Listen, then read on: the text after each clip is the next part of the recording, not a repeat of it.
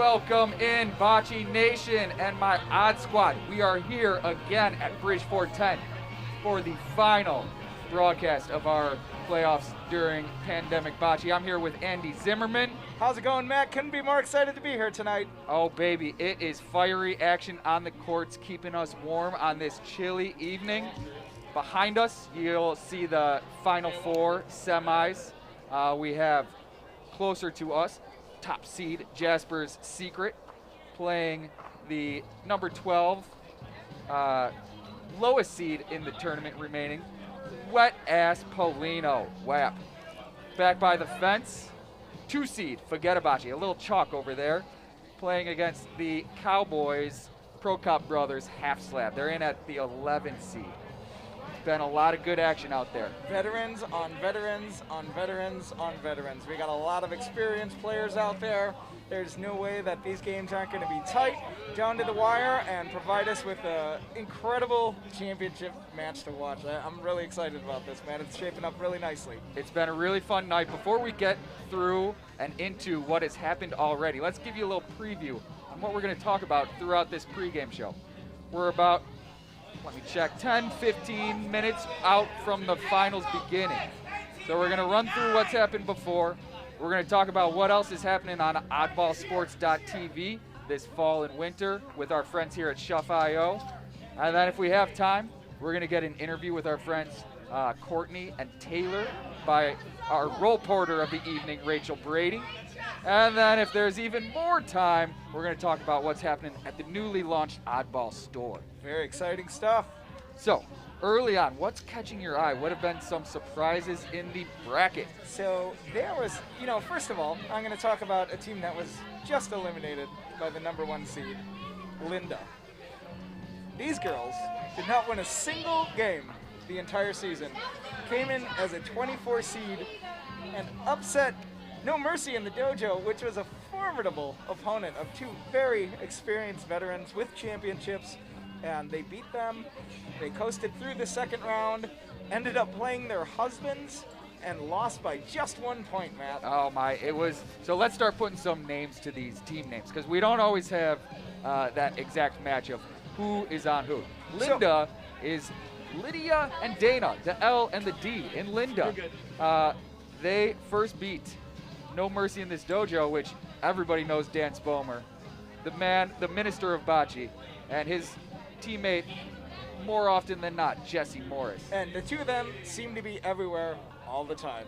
If there's bocce happening, they're out there, they're rolling. They're going to find it. They came to win tonight and had a first round bye. They did not have a first round bye, but they were heavily favored against the, on paper, worst team in the league. And it was a very tight game, and Linda powered through. They were relaxed, having a great time out there.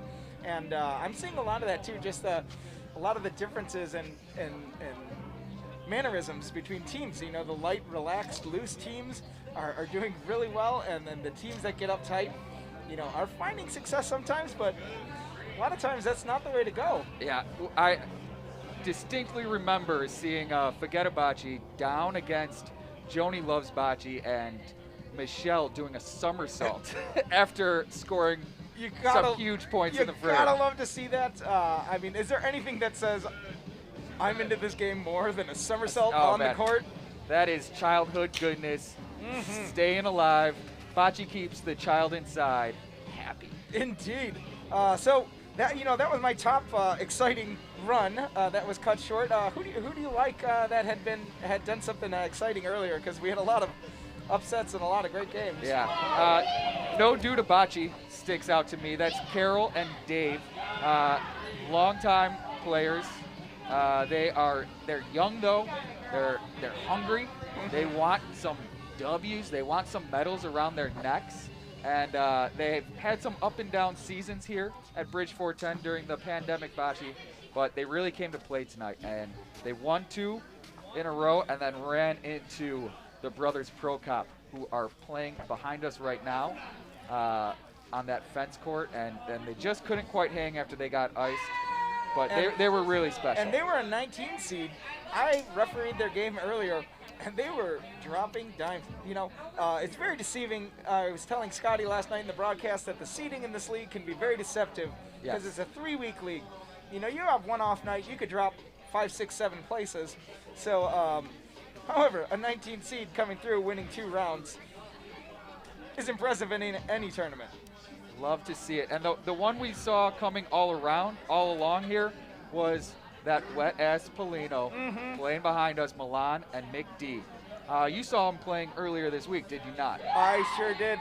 They came out to the log cabin, which is out in Des Plaines, which is an outdoor league. We had a tournament, a 24 individual person tournament. It was a different format, which I won't get into, but it was a 24-person double elimination tournament, and Milan and McD, who are the members of the WAP, finished 3rd and 4th place. It was Milan's first time ever checking out those courts, which are 60 feet long and gravel, very different surface than the turf we got here. McD did play a season there, but still a great showing for these two. They love bocce. They'll play anywhere on any surface. They'll be the first to adjust, and they'll give you a ball game. Exactly. One thing that stands out about all these teams is an adaptability to throw delicate placement, proximity bocces, and then also get out and shoot and clear balls, make room. Exactly. And I think of the teams we have left, you know, clearly shooters on all of them. But in addition to the heavy, chaotic, blow it up shot, they're all good at the replace shot as well, the semi-heavy point shot. We could just remove a ball, give them a point. So 8 skill players in 2 games here behind us. It's gonna be really exciting. For those viewers that are maybe not as familiar with American Bocce Leagues, a couple notes on our courts and the surfaces you're looking at here. So we have 30 by 8, 30 feet long, 8 feet wide, inflatable courts. So the walls have some give to them. The players are throwing behind the back wall. They are allowed to step onto the court after that ball leaves their hand. And we play our games to 12 points. We also keep a little timer on most of these games so that we can stay on schedule throughout the night and get in as many games for people as possible. What have been, and I think you touched on it already, but that bocce replace seems to be the key shot for this format of bocce. You know, when I started playing in the American Bocce Company back in late 2016, I came from longer courts, playing a different style of bocce, and I came in hyper-aggressive, thinking I could blow everything up and shoot everything out. And these courts just don't play well to that style of play. And I found that the replace shot, the aggressive point shot, is the most valuable shot on these surfaces, because you're going to find yourself in situations more often than not that you're going to have to improve on a ball, and what better way than to bump it, you know, and get your ball to stop. It took me a while to learn that, but once I did, we ended up calling that shot the ABC in my league. Oh, I love it. So people are shouting out ABC when you're bumping out like that, because it's just a replace. No reason to shoot in that situation, but you do need to give it just enough to get that ball out. I love seeing that shot, and I guarantee you we're going to see a lot of those. We're going to see plenty of them on these courts. I'm trying to peek at the scores behind me to fill y'all in. We've got top seed Jasper's Secret up 6-3 over Wet-Ass Polino. And then back behind them, it looks like number 2 seed Forget-A-Bocce has a 7-2 lead over Half Slab. That timer going off. Sounds like we're heading to down and back. We're heading to down and back, and our number 1 and 2 seed have leads. So before we get rambling too much, let's hear from our role porter, Rachel Brady. And she's got a couple of our favorite fans here, Courtney and Taylor. Oh, thanks, Matt. Thanks, Andy. It's so good to be here. It's been a long time, and I'm happy to be back, especially with my new friends, Courtney and Taylor. So, ladies, what brings you to bocce tonight? You know, we were just sitting on the couch wanting to come hang out with all of our friends, not playing bocce. We are not in this league. We are here as hype men to support our friends. We're just here to hang out and cheer everyone on. I love that. It's my favorite thing about ABC is that you can come and there's always a friendly face. So tell us, or half a face. Are there any moments tonight that really surprised you, on or off the court? You know, there was a game with Alex was playing some, new bocce friends, and they, gave him a run for his money. Alex pulled it out in the end, but, they really put up a fight. So like to see it. You like to see Yeah. it. You gotta root for the underdog. I mean, I personally love to watch Alex suffer just a little bit. I mean, it's my favorite thing. It's a good feeling. Alex refers to me as grading, so I really like to grate him. Extra special. It's a good goal in life. It's a good goal in life. And then I had one more question for you, ladies. If you could swap clothing and wear any bocce celebrity's outfit, who would you rock and why? I would say Dan. Dan is kind of iconic. Yeah. In his leather jacket, the black and red. They made a ski hat just for him. He's always decked out. He's repping the bocce gear always. Yeah. He's rocking it. Yeah. And you can check out more bocce gear at Oddball Sports. Oddball. We're not wearing our hat right now, but we have one. I'm glad you have a hat. We got our bocce hats. A lot of bocce paraphernalia. It's perfect. It's great at the store. I'm going to throw it back to Matt and Andy. So back to you guys. Thank you so much, Rachel, Taylor, and Courtney. It's great to have you here. I'm not sure if this is translating to the viewers at home, but we have lots of cheering, lots of big stuff happening. It is getting down to the nitty-gritty behind us. Tight games. Tight games. Well, tight game. One tight game. We have a tight game. It looks like Forget Bocce is probably going to cruise into the finals, and we'll see what happens before the game directly behind us ends. But before we get there, let's talk a little bit about Shuff.io, the guys that are really putting this program together for us. That is Kevin Reedy and Trevo working the cameras, working the cuts, the microphones, the live stream. They're doing some big things with Shuffleboard right now.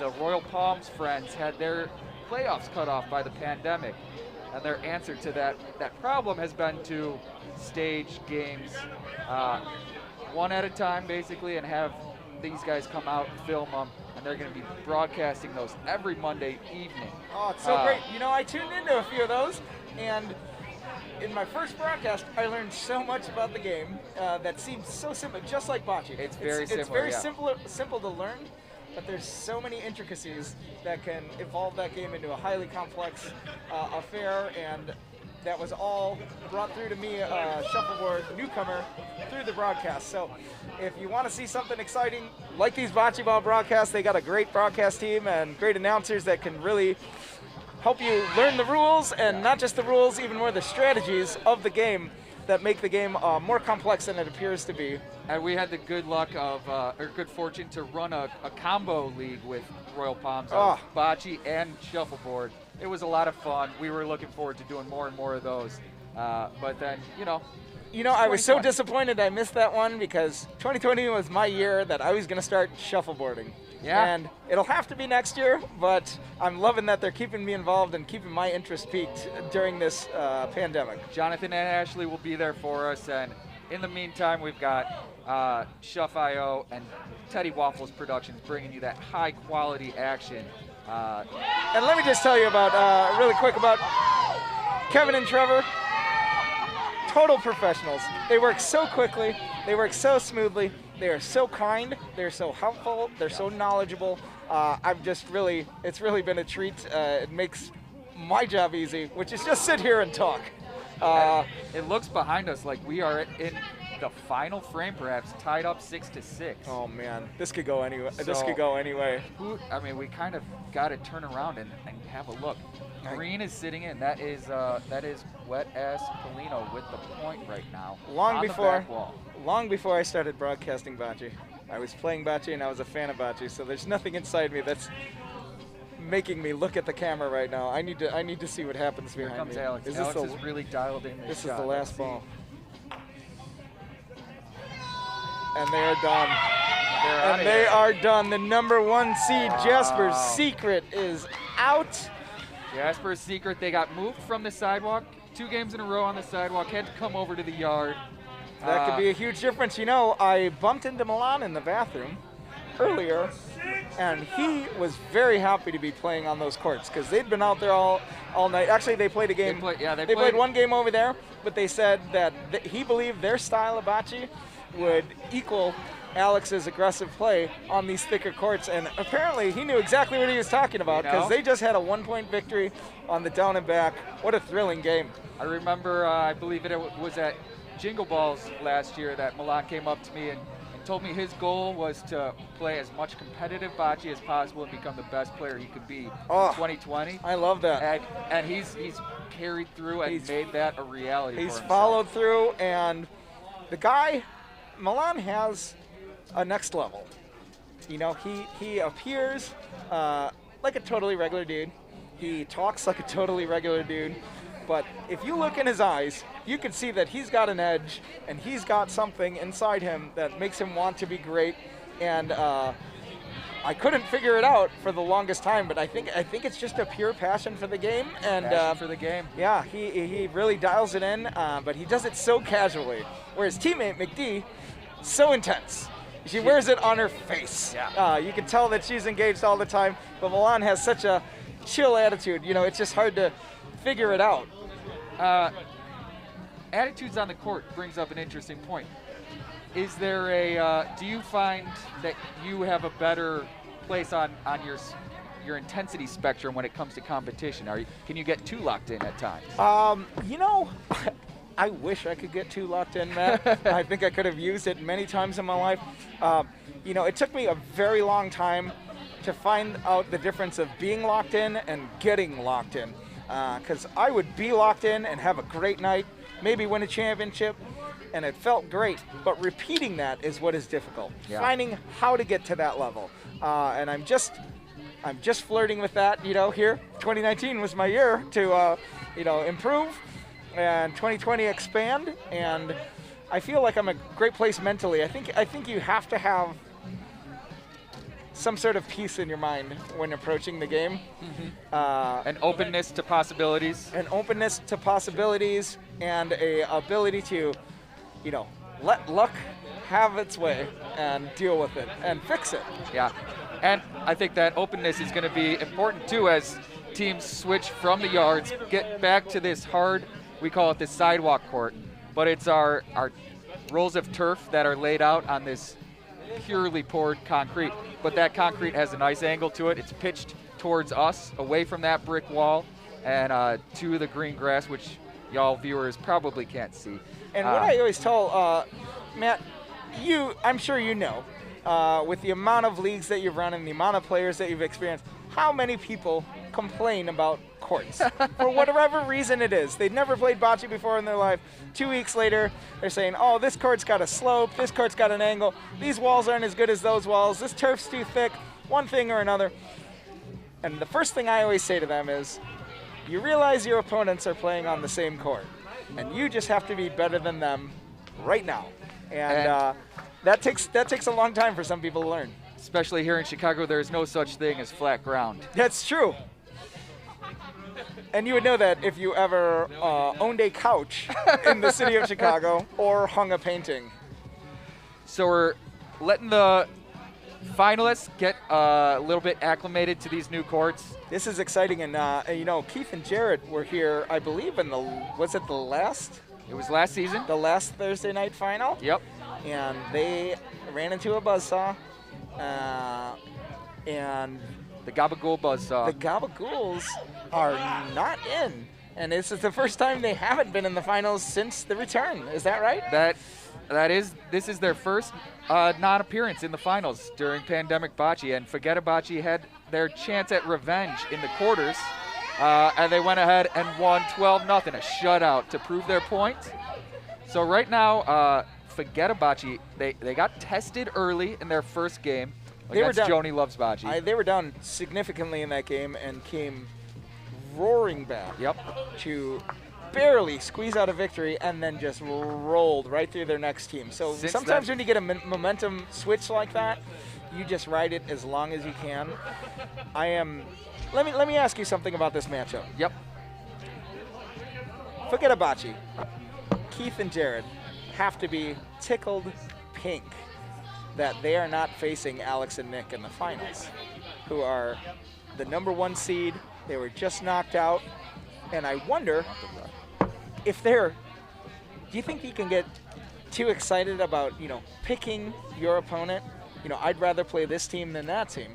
And then when your wish comes true, I find that, that might make you ill-prepared for what you're about to face, because this team made the finals as well. Yep. And they beat the team that you didn't want to play, perhaps. I'm just assuming. You have to assume you don't want to play Alex after coming off of last night, total domination, winning a championship. You're going to have to play the other teams. I think, and there's another little layer to that too with how we do things. If you're a higher seed, you can pick your court. Yeah. And earlier, Bocce played on the fence court and then moved to the middle court because Gabagools had played 2 games on the fence already. So but that can backfire on you too. You can outthink yourself. You can. So it's a balance, and it's all up here, Matt. It all comes back to your mind. What are you willing to handle? One of the interesting things with our finals setup, it's a game to 16. There's no timer on this game. We have a halftime at 8 points. Once one team gets to 8 points, we get a 5-minute break, and teams can kind of recollect, see where they're going right, maybe what they need to tighten up, and that gives you. We've seen a lot of teams go into that halftime down and come out strong. That's just what I was going to ask. Is how many times have you seen that? And I think that it takes a very experienced player to be able to regroup in halftime. However, there's only halftime in the finals. So very rarely does a non-experienced player make it to the finals. Yep. So both of these teams have played in finals right here on this court on a live broadcast since the return. I believe McD played in a finals. Oh, McD was a sub. As a sub, she was part of the Mistress in lockdown with Mike Zavaruni. That's right. Who's here in the crowd. Scandalous. But Milan, this is his first appearance on the big screen. I'm excited to see what he's going to bring to the table. I'm excited for this matchup. The players are warming up, as we said, and then before we kick things off, we'll do a round of Fernet. It's a tradition that goes back to 2014 and the courts we built in Wicker Park. Our friend Pete Gooney has always been a great supporter of what we're doing, from the Wicker Park Bocce Club days to now as American Bocce Company. And going forward, I'm sure we're going to see more and more of him. I'm a terrible estimator, but would you guess 1 million balls have been rolled in American Bocce since those days? 1 million balls have been rolled. I've reffed 1,000 games or more. We've blown up these courts hundreds of times. That's heading towards 4 digits as well. There's been so much great passion for what we do, and the community has just pushed us to find more and more ways to bring bocce to them. And we're going to continue to push ourselves to bring a great product into the winter when we have to kind of hunker down and be safe and make sure we can kind of control coronavirus and keep the community at large safe, as well as our players and ourselves. Yeah, and I'm glad you mentioned that. I know we're going right into our shots, but really quickly, I want to mention I ordered a mask and a sweatshirt at Oddball Sports TV from the brand new shop. They haven't arrived yet, but I couldn't be more excited to get them. Doing all kinds of great stuff over there. Oddballsports.tv. Odds and Ends? Odds and Ends is the store. Odds and Ends is the store. Lots of great bocce gear, old and new. All right, it looks like founder Alicia Harvey is here with our tray of Fernet Branca. What up, Leash? We've got one for all the players. All right, team. And 2 for the announcers. Together. All right, folks. Here's how it's going to go for the final round. It's going to be first to 16. There is no timer. There will be a halfway mark. You're all champions. Big champion tonight was a 3-legged dog that was here earlier. Yes. All right, just remember that, Skippy. All right, Alicia, take it away. Yeah, grab some shots. You?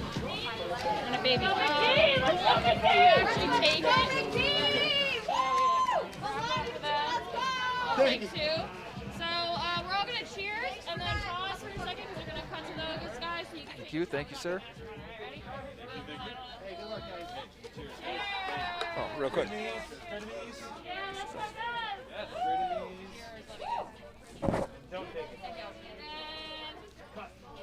All right, folks. That tradition is under the wraps, and now we're ready to move into the action. So we've got the 2 seed, Forget Bocce. And we've got the 12 seed, Wet Ass Polino. I'll probably be saying WAP more than the full name here I think soon. so. Refereeing tonight is Chris the Warden McGregor, and he's been doing a great job for us. He used to do our Between Two Fernets weekly broadcast when we would kind of wrap up all the league action. And you know that was just getting its legs under it. But we'll get back. We'll get back to it. Yep. And here we go. Jared's got the Polino getting this game going. The championship is underway, and Jared loves to get low. He loves to stay low. He doesn't like any balls in his path. He likes to get low. Plays pure. Rolling right now is Jared from Forget Bocce. First ball is going to, it's really a morale thing more than like it's going to tell the story of the whole game. I like that. Stays on the high side. That is a great shot on this court. So when we talk about the high side, we're saying where the brick wall is. The ball is coming down the other way. Makes him work to sneak under, and there he is, though. Very nice. Milan with a big answer. One thing that'll be interesting to watch is the order of throws and what people are out there, if they're specializing as I'm the shooter, I'm the pointer. I think all these players can wear both hats, so we'll see a variety. And I think both these teams do flex. I think they let the game come to them and take the best shot, put the best player in the best chance with the best shot. In 2018, we did our first whole year superlatives, and Keith Young, who just shot that ball, was our very first player of the year. Deservedly so. Deservedly so. To many, he is the only player of the year. Pody, as they call him. I won a championship with Keith. Our team name was That's So Keith. And that's because we said that every time he was close to the Polino, which was all the time. All the time. He reminds me of a great free throw shooter out there. Oh, yeah. It's very smooth. It's repeated exactly every time. And when you say great free throw shooter, people are immediately jumping to the NBA, WNBA, maybe college, maybe that cool high school player. I'm thinking that guy at the YMCA that you just can't believe how many shots he made in one game. He's 77, and he is swishing all the time. All right, that's our first shot from McD. Lauren McDermott, we're going to just call her McD all night. She left it a little low, but what do you think of McD's game, Andy? You've seen a lot of her this year. What I love most about McD's game, and this is going to sound generic, but it's her drive. She wants to play more bocce than anyone, and she wants to be the best bocce player there is. She will practice. She takes instruction well. Yep. She watches other teams play. She watches the broadcast. I mean, she's totally engaged in this sport. She is nuts about bocce. It's amazing. It's amazing to see. Hopefully we can get bocce back in the Olympics so that she can help represent the United States. That would be fantastic. So right now we're looking at one green. Last ball in Jared's hands. He can either lay it up, lay it in. You gotta park it. And that's what his teammate Keith wants. And it's the right play. I think we got some nerves going here in the first round of the finals. It is very chilly out, but there are some spread out balls. Looks like we got a couple, we got a Big Dipper and a couple constellations here. Nothing around the Polino, That is absolutely a Big Dipper. I love that call. It's early, 16 points. It may not sound like much, but boy, it takes a while to get there sometimes. It does, but there were a couple great shots early and they broke them up, so it's not as bad as I'm making it out to be, but the first round of a championship, I would just like to see something, within a tight within grouping. a foot perhaps. We got two greens here, and Forget Bocce first on the board. You want to see crooked numbers at the end of your frames for your team, obviously. Always. If you're behind in a frame, your goal is to keep the other team from scoring that second, third, fourth point. We're going to find ourselves in positions where the players are deciding to play defense or offense, and I think you'll find the champion plays really good defense. You know, even with his points, even when they're scoring, they have defense in the back of their mind by pointing in front of the Polino, either pointing on the high side or just far enough on the low side. You know, the reason I never got good at pool was because once I realized that you had to think about what happened after you hit the ball, it was just too much for me to do. Yeah. But bocce is very much like that. It's not just where your ball's going to end up. It's what's it going to do on the way. Where might that Polino end up before all the balls have been thrown? This green ball is a perfect lead shot. A foot off, just a little bit high of the Polino. It is so deceiving. Scott and I saw this all night last night. People going from the low side, fighting into the curve, and just misreading it. It is a very, very tough shot. It invites you to try and be too perfect as opposed to get aggressive and move things around. That was a very nice shot, though, because what they did was they opened it up. They opened up that high side, which is the wall side. Milan's going to have a chance to bump his own ball in here pretty easily with how accurate of a shooter he is, and I think that's a little too hard. Okay. Oh, man. All right. That is a big mistake early. He's left his 3 balls nowhere near the Polino, and the green is still in.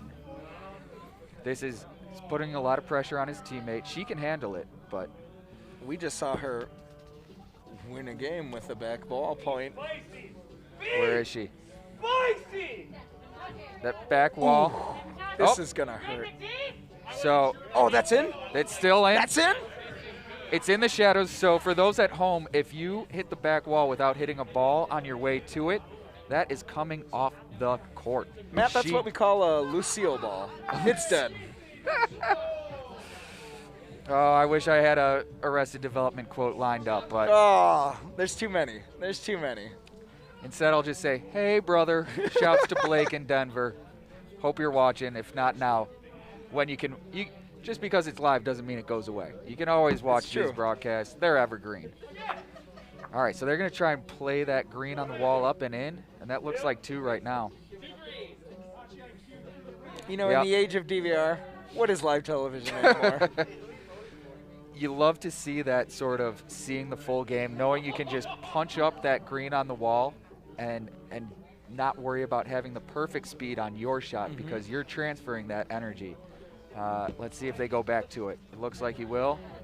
He's going to try and buy one and get one. Ooh, I think they might get all of them there. Is that last one in? We're gonna check in with the warden. I'm gonna see what his tape tells us.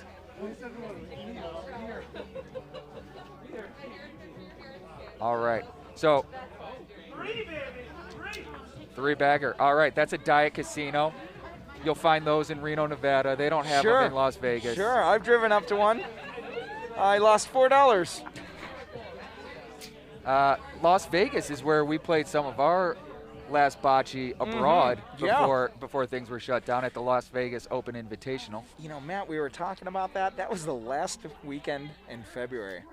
And I remember some smarmy comments about this virus, you know? Yep. And we came home, and 2 weeks later, that was it. The world shut down. The world shut down, and I can't believe I was in the busiest, dirtiest place on earth 2 weeks before I couldn't go anywhere. Right. I think we're very fortunate. Yep. We came home safe, and we had a great time. And we've got 2 players that participated in that tournament in this game, facing off against each other. Keith Young and McD were both at the Invitational playing for separate teams. And McD's squad had a great show. They had a great run, and they made the elimination bracket, and were eliminated. But you and I, buddy, made the second chance bracket and got a second chance bronze medal. Second chance medal. And look at that. Milan had the high side open to him for the first time with his first ball, and he puts it right on it. Now he's got the high side. He's a little tight to the Polino, so contact is going to create a lot of action. Let's see if Keith can hit it.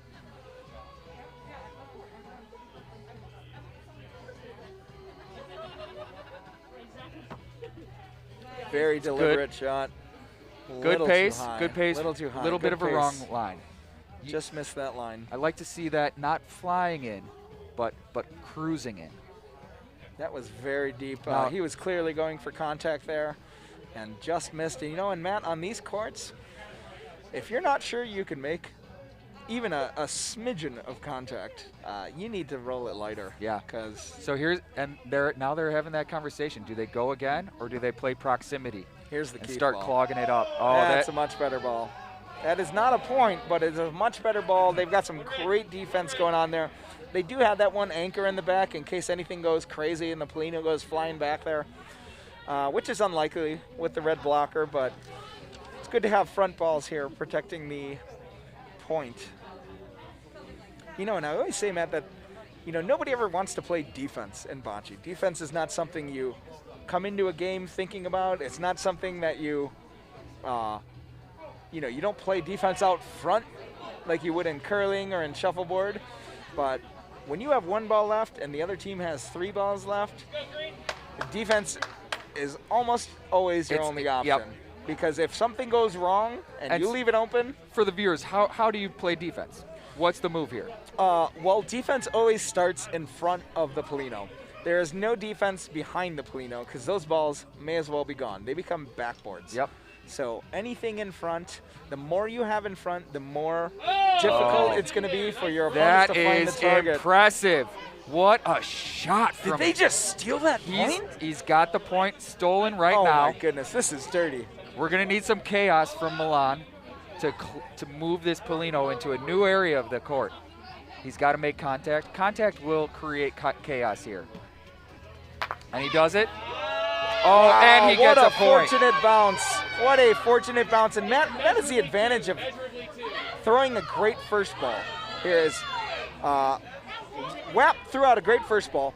Bocce wasted all 4 balls. Now Wap's got 3 balls, no matter what the situation, especially in this case. Green had a ball touching the Polino in front.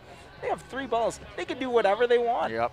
And if your first ball goes bad, you have 2 balls to fix it. If your second ball goes bad, you still have another ball look, to fix it. They're just laying up on the wall here. They're getting right back into this game. And when you have a significant ball advantage, 3 balls to 0 is the most you can have. You need to gamble. That's when you gamble. You put it out there. And All now right. they're going to be rewarded with 3 points. We're going to make this a ball Well, game the warden's here. going to tell us if it's 4.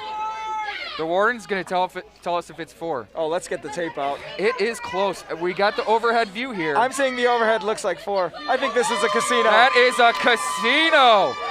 Talking about Vegas, and here we go. Viva Las Vegas. Think it, be it. Wap with a big frame to get right back in this game. 5-4. For those at home, it's a 1-point game in case you can't read. Well, wait, you probably can read, but it says 5-3 right now. We're going to catch up. You know, most of our watchers at home, even if they can't read, I bet they can count to 10. Oh, boy. Milan loves this deep corner.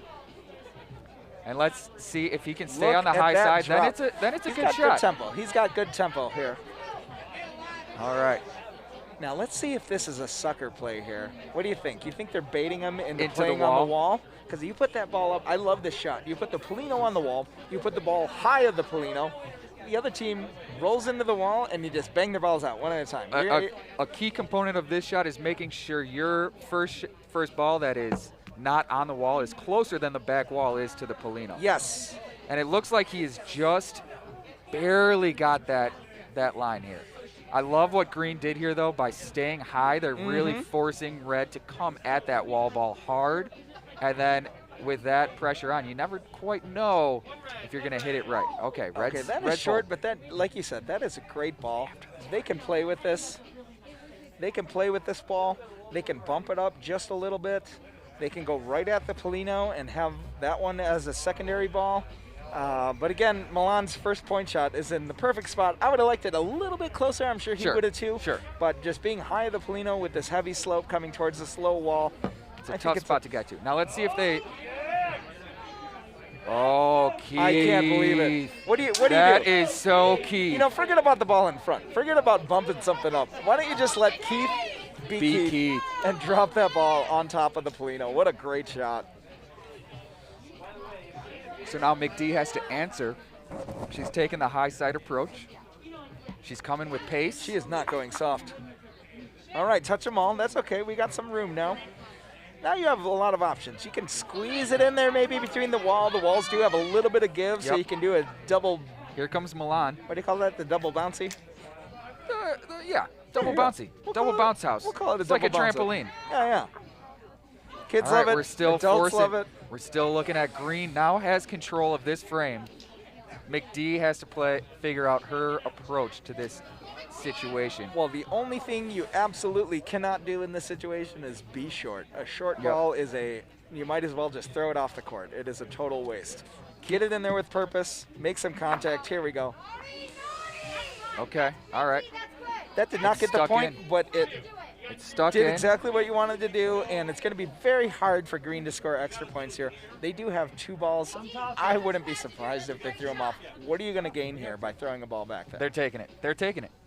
There you go. If you're wondering why teammate Keith Young was down at the other end of the court showing the route, he had thrown both his balls. He's free to leave that side and do a little coaching for his teammate. We're going to talk here with Rachel Brady and Lilia as we get ready for this next frame. Take it on over. What you got, Rachel? Hey, Matt. Thanks, Andy. I am so excited to be here with the one and only Lilia from SLC Punk here. So tell me, are you rooting for anyone in particular? I usually don't like to do that in the finals, but my girl McD did me good last season. She was couldn't make the playoffs, so she subbed in for me as Mike's mistress, and they ended up winning. So I feel like she used to win on her own terms on her own team. Yep. Last frame was unbelievable. They also got a casino out of the last frame, so I'm excited to see what's going to go. I think it's going to be a great game. I mean, McD is on fire, but I mean, you can't underestimate Keith, right? Well, Keith, not only Keith. Come on. It's going to be a great game no matter what. We're so excited. I can't stop watching. I'm going to toss it back to Andy and Matt now. Thank you so much, ladies. Good to be back. We are 1 ball into this next frame. Jared's first ball ended up behind the Polino, and now Milan is trying to answer. He's going to try and stay in front and stay high. Looks like he got a little piece of the Polino. Ooh, that might have just He's just in. He's just in. All right.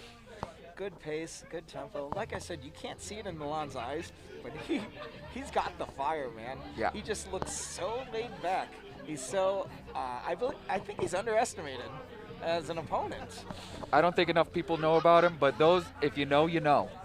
He's just so relaxed. It's hard to imagine when you're looking at the team like Keith and Jared, who are very intense. And even Milan's teammate, McD, so engaged, so locked in. You could see it on their face, even with the mask. Yeah. You could see their focus and their determination. And Milan has all of that. Just so casual.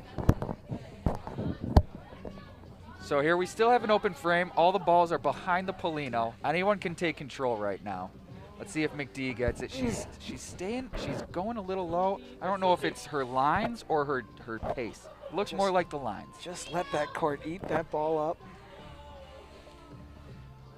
up. She's going to make the adjustment. There's an adjust.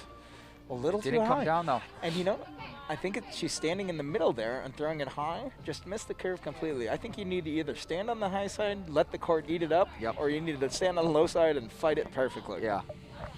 And it sounds like you have a preference there. Looks like they prefer to go middle and try to do a little bit of both. What I love about this game, Matt, is you only need 1 great ball per frame. If you're, that in that time, forget about you threw 2 balls out. Took them 3 to get back, but that last ball is good enough to hold the point right now. And right now, Keith has halftime in his hand. Lay one in. Ooh, oh, oh, oh, he passed it back to the red. Unlikely sell, unlikely. All right. And ladies and gentlemen, a sell is when you have the point and use your own ball to give that a point to your opponent. That is selling a point. That is my specialty, unfortunately, and it is the worst thing that can happen in a championship game. It's a real deflator. It sucks the energy out of your mojo, your bocce mojo. I don't know if that's a thing, but selling points, I'm historically notorious for costing my team important points on what I thought were great shots. Here we have Pete and Jared talking it out, seeing how they can find their way back. We're going to see Jared go, it sounds like he's going to go hard into these two and hope that something good happens. I hope he doesn't go too hard. Jared's been known to whip the ball off the court. As if it were 80 feet long.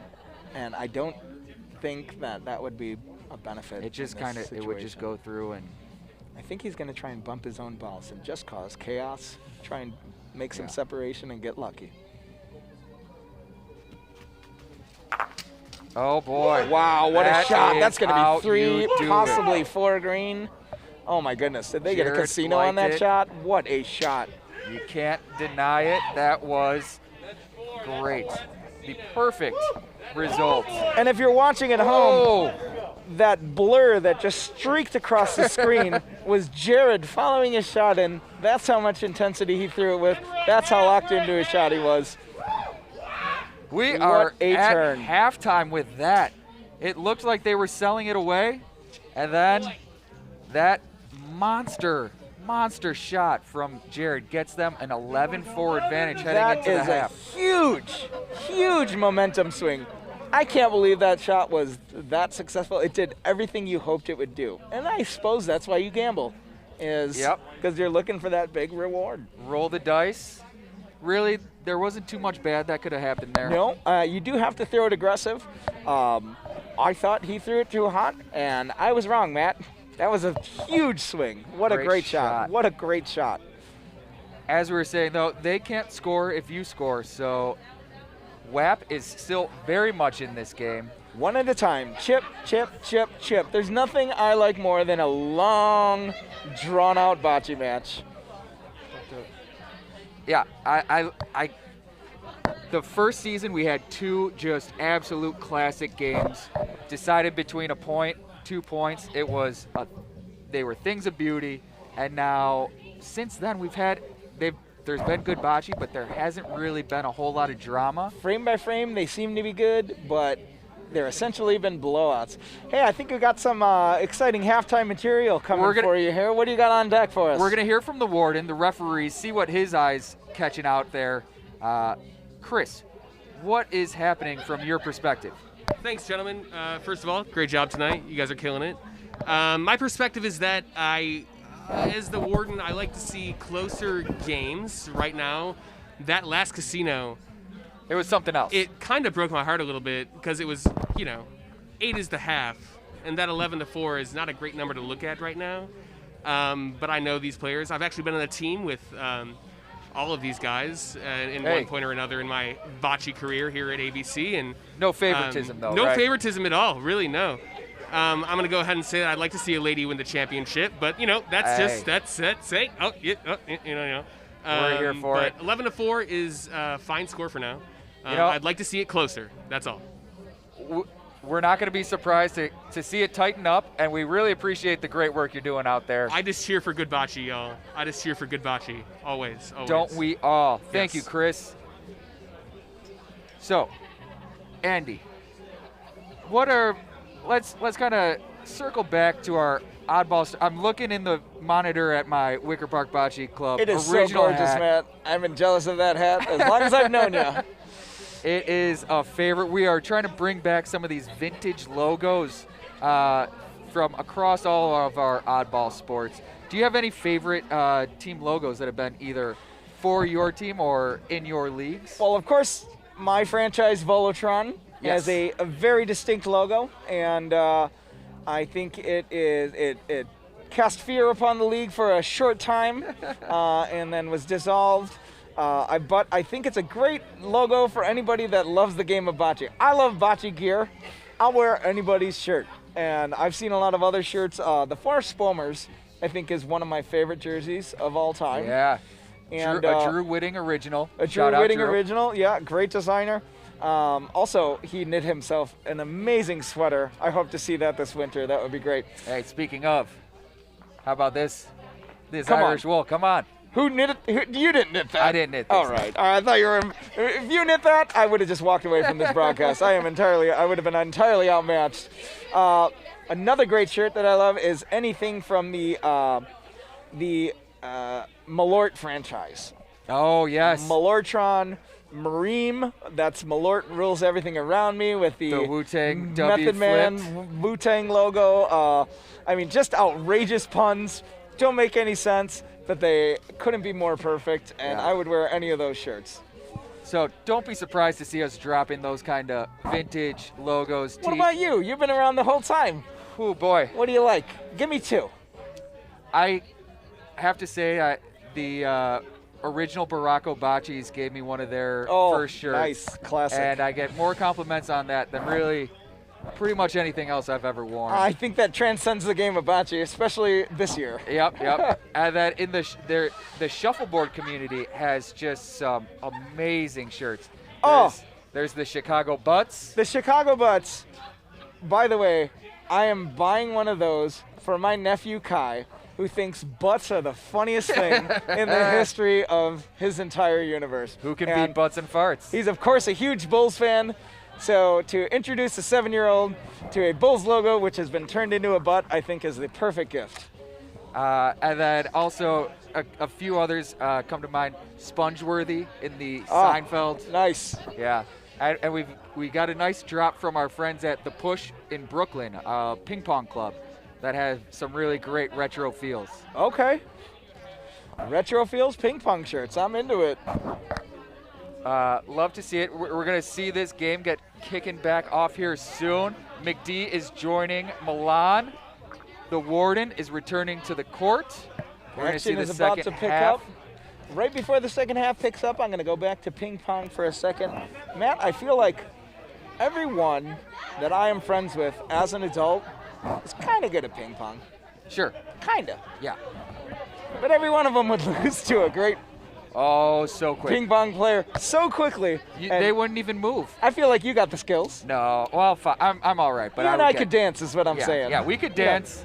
But once you get out there with a real touch player, it's zero chance, right?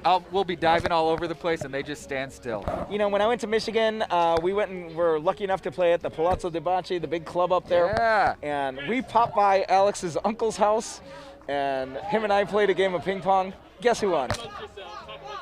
The old Italians, didn't they? No, I'm sorry. No. It's I played Alex in ping pong. I while gotta we were get up there. Alex. Yeah. And he beat me because he wins at everything. Well, we're gonna see who wins this big game. We're getting ready to kick it back off. Nope. We're gonna get ready to hear from Rachel and Lolo before we get this next half started. Rachel. Oh, I'm here with Lolo. It's not a bocce event without Lolo here, so I'm very excited. Oh, Can me I run too. it through my jacket? So if it's halftime, 11-4, you're down. Where is your mind right now? What are you thinking? How are you getting yourself psyched? How are you getting yourself ready? Oh my, okay, have a slug of whiskey, and then look at your partner, and you go like this, look at me. I mean, eye contact is the only thing that gets us through. It's all we have right now. So McD, we love McD. It happens all the time. I mean, it's true. We also love Keith and Jared. How do you keep on to this lead?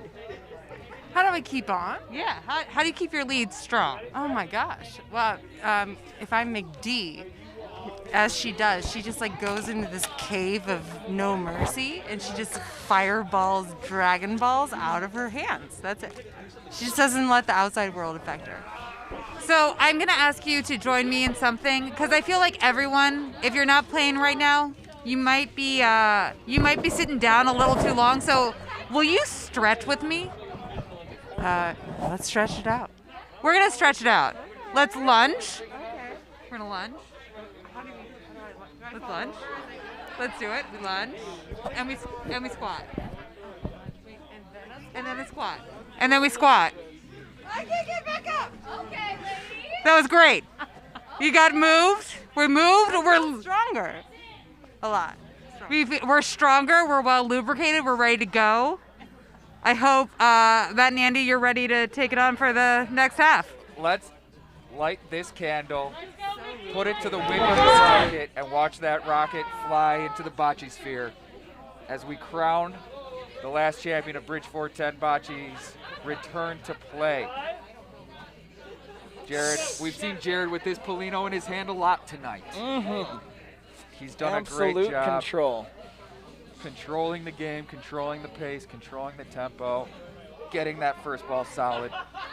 I'm very excited to see how this second half picks up, but I'm even more excited that now I know how rockets work. Thanks, Matt. MIT was great, but Bocce was calling. You know, you got to do what you love. A classic Polino location to kick things off. A little bit on the high side, but right at that midpoint of the other half of the court. What I love about a Polino in the middle of the court, and what I mean middle distance and middle top to bottom, is let's play bocce. Yep. Here it is, no tricks, get it out there, can you beat me? Yep. Mano a mano, no funny business, just pace and lines. Ooh, and the court did not eat enough of that. I think that's going to be in. It turned off just one extra rotation there. I think it's still in, though. Still good, but it's an open path here for Keith. Oh, the warden has to double check. I think the warden heard me. That's why he's remeasuring. Sure enough, it is red. Right. Okay. I'm hearing a lot of crowd support for a WAP comeback. It's not unusual to have a crowd favorite. I don't know how much it affects the players, but I do love to see an engaged spectator. And you know, bocce, I find myself, the older I get, man, when I watch professional sports, of course I have my favorite teams. But the older I get, I find myself cheering for Denver Nuggets, for, the underdogs. Teams that the Cleveland Browns, the teams that you just never thought, the Tampa Bay Devil Rays, teams that you never thought you would ever cheer for, but you just got to love an underdog story. Yep. And one thing about those teams, they're having fun. Always. Best clubhouse. If we can see Milan get that looseness back into his game, I think we're going to see this game turn around a little bit for us. That'll rub off on his teammate, McD. They need to see a couple shots go in, though. Let's see if McD can make some contact here and get it going. Well, there is a clear favoritism here for the WEP, and it's great. Wow, great what a great shot. Weight. What a great shot. Love to see it. So with the crowd favorites, too, there's no guarantee that you can turn that energy into performance. Yep. So. But it does make you feel good when you make a shot and people go wild. Nothing better. So that's almost a defensive ball. He's protecting a little bit the back, but I'm seeing an opportunity for that Polino to get pushed to the low corner away from the wall. Oh, absolutely. Maybe not all the way to that corner, Matt, even if they point into either of those high green balls that are directly north of the Polino, I think that could add up. A big frame here. What a touch. Here she goes for the touch shot. Always here with we the touch. Go. You know what I love is when you have a big backboard and a lot of room to play with, and you just snuggle it up. It's a little bit of intimidation. I don't need you. I got everything I need in these hands and this mind. And this ashtray, and that's all I need, nothing else. Oh, no, the court worked against him. All right, one is still good. Although that did cost him 1, possibly 2 points, they did still score. They have the Polino, which means they cannot lose this frame. There's one red. All right. So, the underdogs, the team that went into halftime down, they've won the first point coming into the second half and taking control of the Polino. Milan takes them deep, but a little too deep.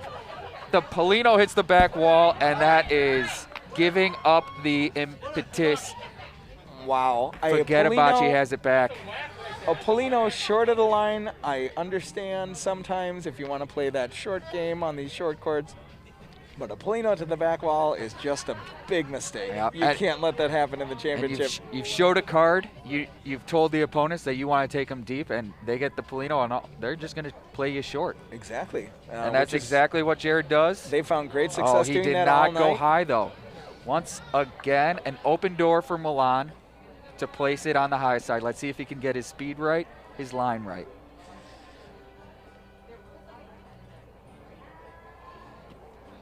Oh, that looks good. It looks like he's shaking off the bad Polino to play. Look at that drop down. That should be enough. Good ball, Milan. I love a high point on this court. It's just really hard to get rid of, and if you bump it from the front, there's a good chance it's going to track towards the Polino. Yep. It's a great sucker ball, and it's a great it's a great defensive ball. Oh, but it's green. It is green. I still like that shot, though. It's not bad. It's still a very open target. Now McD can go ahead and place here.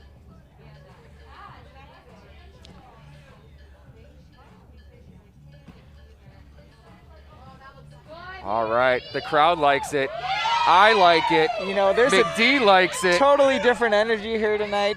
Did you feel that silence before that shot? It was a pregnant silence. A heavy silence. There was tension. I felt my words sucked out of this room. Yeah. Which is not a room even. It felt wrong. It felt wrong to talk at that moment. It sucked even harder than I imagined because we're outside, Matt. Where did it go? Keith has. He knows it. He knew it. He knew it right away. He shorted the line. He didn't go high enough. So again, he's asking the question, do I fight up the hill or do I start high and let the court eat it up? And it is tricky because that first ball now is essentially a blocker for one of those high shots that's going to drop in onto the Polino. So you might need to fight this just a little bit. I mean, it's also asking to come at with some pace. Hit the red or hit the Polino back to where your green is that he just threw. I wouldn't mind that. It's even ball to ball. He went for the touch. That's gonna be, and he did it nasty. Maybe he did it green. nasty. Oh, that's just one green, but that's still a great shot. Just split them up there. Let gravity do its work. Yep. And make the other team prove they can do the same. A lot of these players, they get low, they put that ball on the top wall and then release right above it. Oh. Just a little too much court there. She trusts her teammate though. Good angle. And Milan's ready to step up and deliver the ball that the team needs to keep this game tight. All right. Is it going to get there?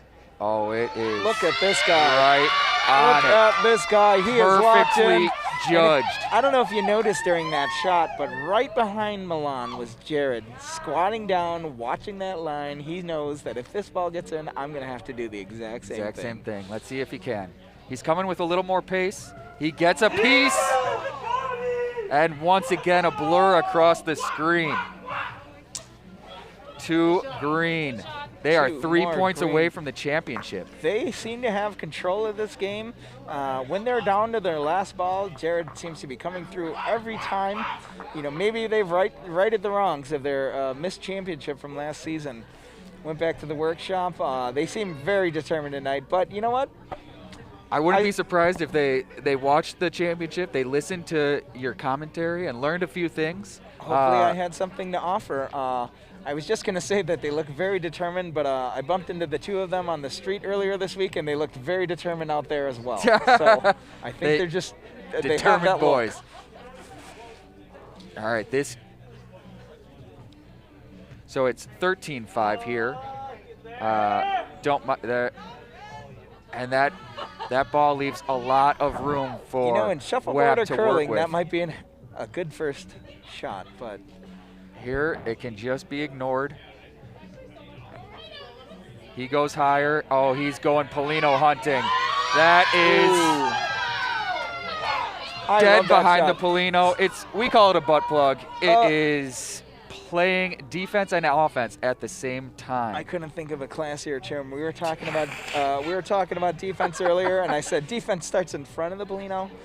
However, if you have a ball directly behind the Polino within 5 inches, 6 inches. Oh boy, it's doing a little bit of both. It is nasty. It is hard to remove. It's not necessarily defense. It's more good luck. Good luck with this shot. See, and that was a good ball, but it just, it's you got to be It's in perfect. a spot where you have to be perfect, and it's really hard to be perfect. Pody lining it up, trying to take off a little bit of sauce from that last ball and keep his line. And Keith is always tasting the soup. Oh boy. Making sure that it's balanced. Oh boy. Tucking These it guys in. are playing tonight. A rare show of emotion. You could tell Yeah. Keith is just starving for a medal here. Oh, he loves it. Oh, he is feeling his oats. Now Milan, his second ball of the frame. He's going to go for a little bit of pace here. He's going to try and probably create a little distance and use that ball advantage.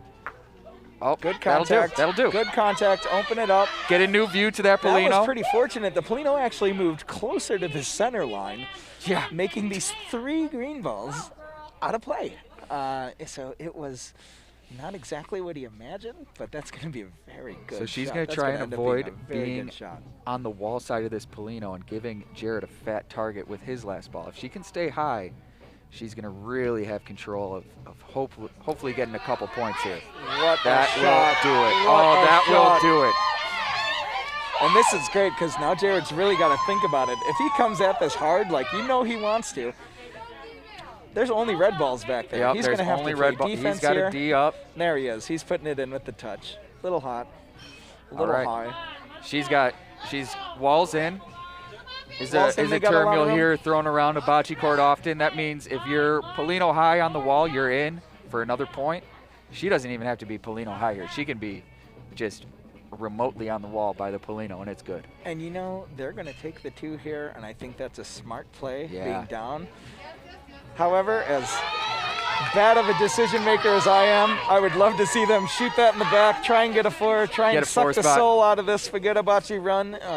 But 2 is good. 2 is a good. start. 2 is good. Get that Polino back. Hopefully Milan can keep it on the court this time. And every comeback starts with 1.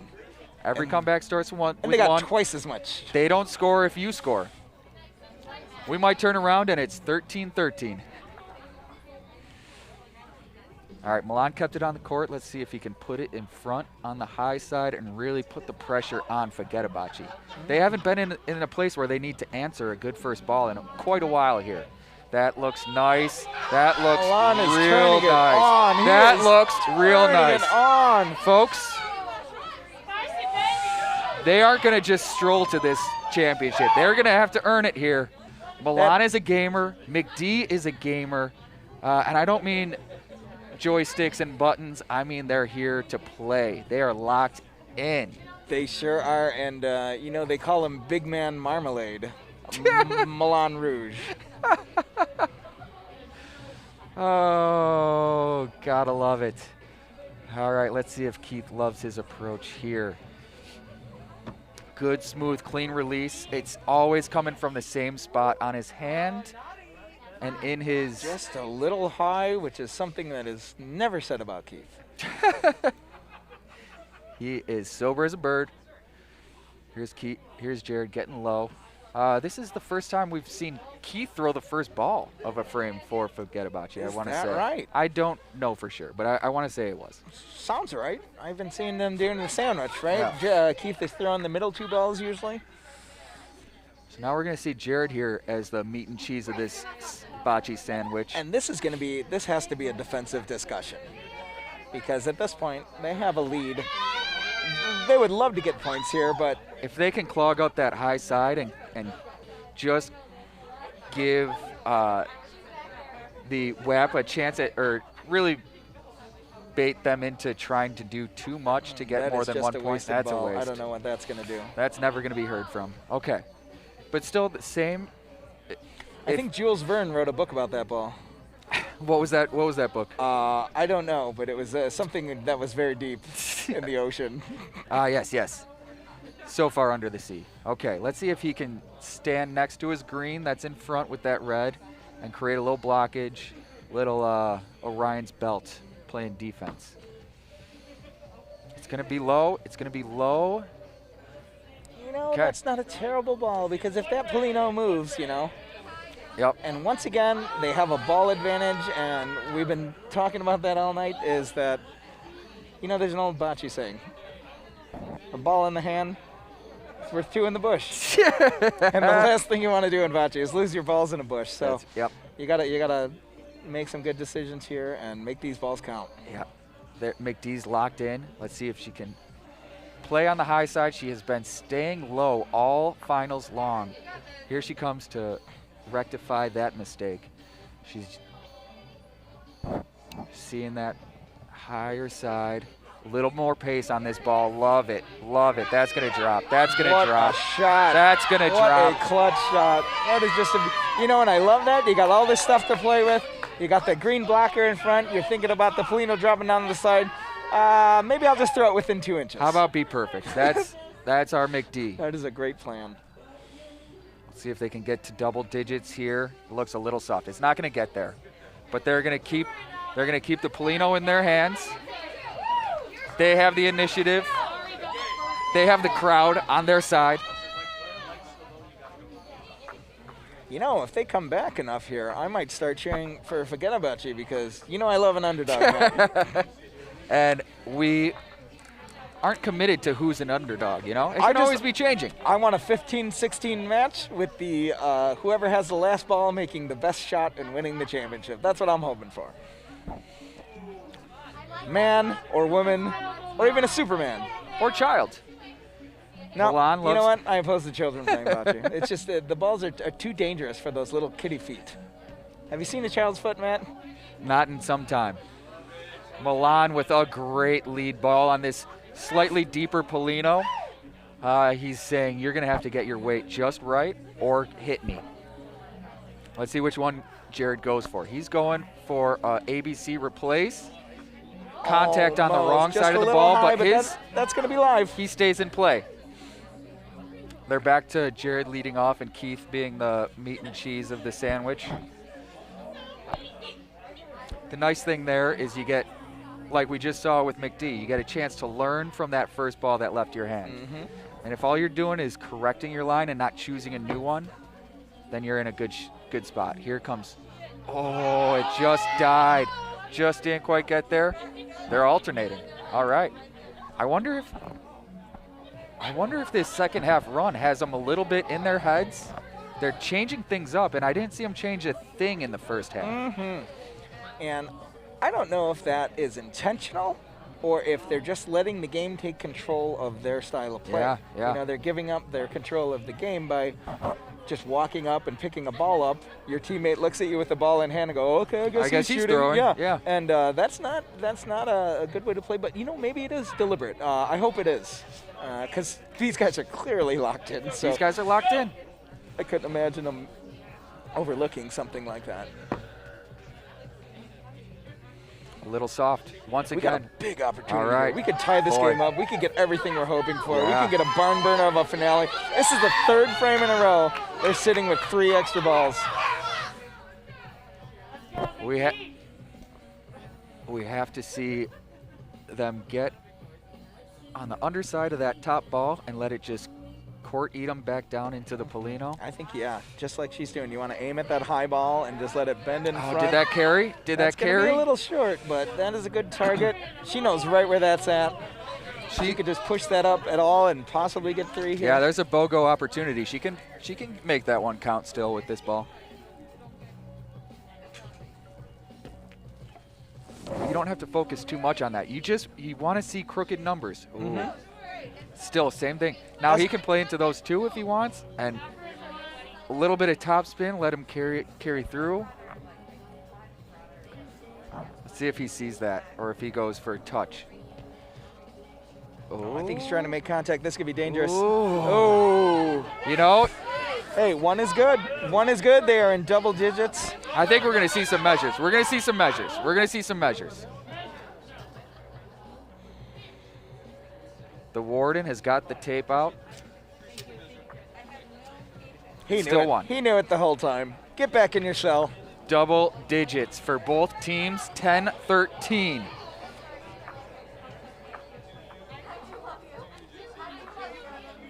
Love that halftime break. I love what it does to the game. It gives each team a chance to make their adjustments, to get on each other's side again. You can really go into your own shell on a bocce court. It's a team game, but it's also just you and the balls at times. And I'm imagining that, what a shot. Milan is really tightened up here in the second half. He's got his weight really figured out. And, I wonder where they had their team meeting, because I always have mine in the bathrooms. We have a mixed team. I'm sure you're fine with that at Bridge 410, but I would imagine that they're both classy enough that they did not do that. No, they were out in the open. And so anybody could have tuned into that meeting, but I feel like Milan really locked in the second half. Yeah. And they're just giving Oh, here's a great ball from Keith. Oh, but it just misses the Polino. Staying on the court. Play. And I think that green ball could very well play this round.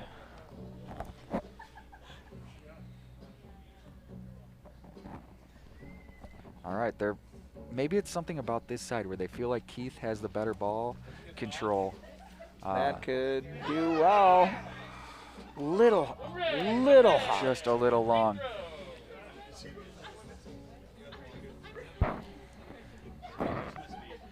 Boy, we're getting towards the part of the game where each team is a frame away from a victory. We're not going to see it happen here, but once you're within striking distance of that 16, you see it with Bocce. They can taste it, but they're not sure how to bite into it. Yeah, and Keith got a little pep talk there from Jared. They're feeling it. They're feeling the pressure. They know Milan and McD are hungry, and I think Jared's just telling Keith there, you're the best pointer in this league. Go out there and do what you do. Play your game. Just a little tentative from Keith, almost. Every ball is about great speed, 1.5 rotations missing that short. Angle. Yeah, just missing that angle or taking a wrong line or starting in the wrong place. But, his speed, as always, is right there. Yeah. All right, we're going to see Milan and McD again with three balls. With the contact. Jared making a 3-point swing, but again, look at back over here. They've got 3 balls once again. This time, at least, the pressure is on. They're not holding the point. They're looking at a bunch of green points. They're looking at green winning the game. They're looking at the ball game. They need to get one of these close.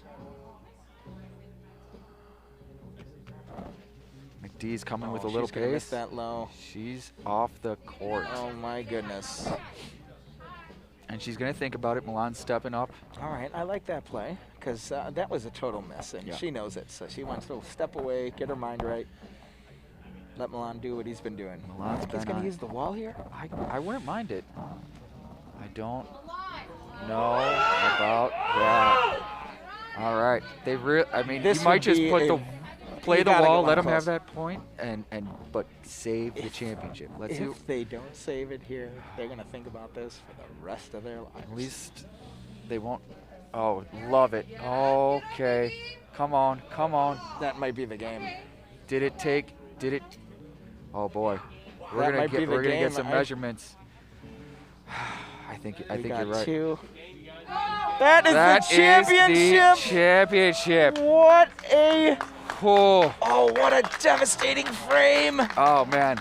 They had everything they wanted, Webb, and they just missed 3 balls, handing the trophy over to Jared and Keith, who earned it by giving themselves a huge lead and then maintaining enough focus to overcome this big push and get that last ball in. Jared, his last ball was incredible all night long. To clip the Polino, boy, he played great with that last ball. What a game. Jared is a true MVP tonight. He had at least 3 balls that were his last ball that moved the Polino or moved the point, saving their round. And what a performance.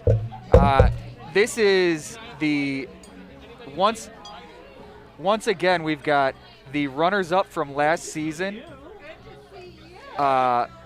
winning the championship at their next time around. Yeah, the Gabagools were runners-up season 1. They won the championship last season. Keith and Jared were runners-up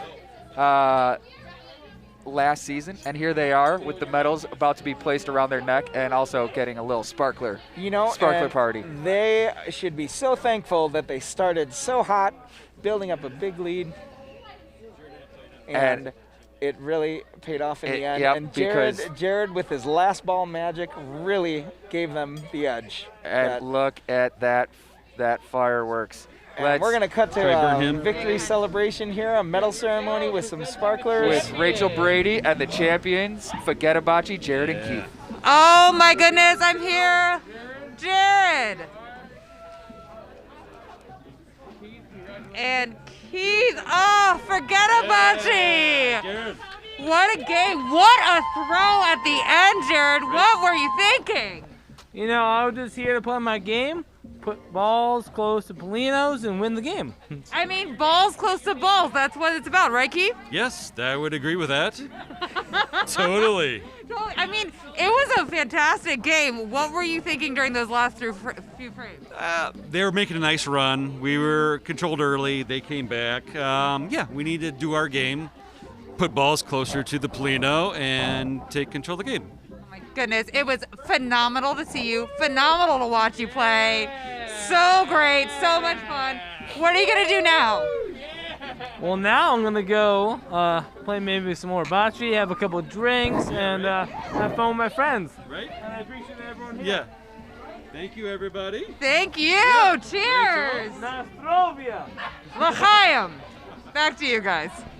Cheers, and thank you for the great show tonight, Forget Bocce. Thank you to Shuff.io for the great work they've done putting this broadcast together. Rachel Brady as our role porter. Andy Z, night 2 in a row. Back here at the announcer's booth. There are a few things on earth I'd rather be doing. I agree, and I can't thank you all enough for tuning in, whether you're here with us live or checking in later. We really appreciate you. Oddball Sports TV and Shuff.io have so much good oddball action for you coming your way. Check out the website, oddballsports.tv. Become a member, help support us, do more great things like this for sports all across the country that are a little bit offbeat. That's right. Be warm, be safe, get ready. Winter is coming. We loved coming out here. We got a great show tonight. I can't wait to get back out here when the sun comes back out and graces our courts. And do it again. Yeah, take care of yourself, take care of each other. Peace and Polino grease.